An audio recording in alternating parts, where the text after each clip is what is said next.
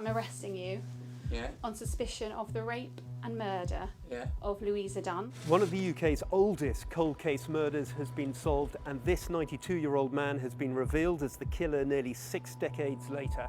This is the story of Louisa Dunne and how police finally found her killer. Did you use those items to strangle Louisa?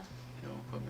In 1967, the 75-year-old pensioner was raped and murdered in her house in Bristol, a case many considered unsolvable until now. We've been speaking to those who remember her, like this former neighbour whose mum found Louisa's body. They got the door open and Mum went in, found her dead. She was on the floor of her front room. She'd been strangled. Her underwear was around her ankles. One vital piece of evidence, a palm print left on a window at the back of Louisa's house, triggered a huge manhunt. Police interviewed 8,000 people and checked more than 19,000 palm prints, starting with every male aged between 14 and 60 in the eastern area where Louisa lived. An investigation that widened all the way to Canada. Dirk Aldous worked on the case at the time. Had quite an effect, I think, on Bristol. There was a deep concern about it. It was a nasty sort of murder in a way. But the killer slipped the net until almost 6 decades later, when this man, Ryland Headley, was finally convicted. Justice for Louisa's family. Her granddaughter remembers the moment she was contacted by police. She said, "We have a suspect."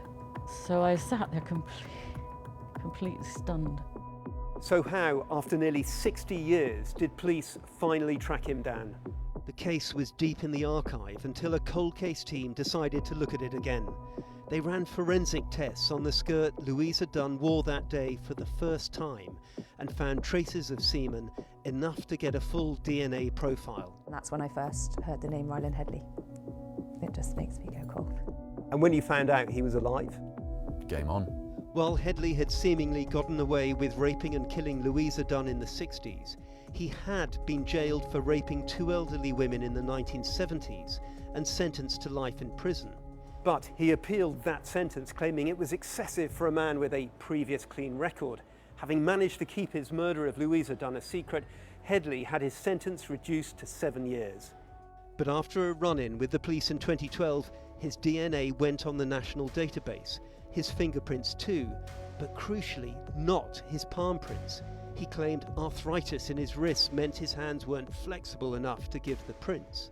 So when the police put the DNA profile from Louisa's skirt on the system last year, Headley's name came up, and when they finally got his palm print, it matched the one from the murder in 1967. Escaping justice for almost 2/3 of his life, he's finally been caught.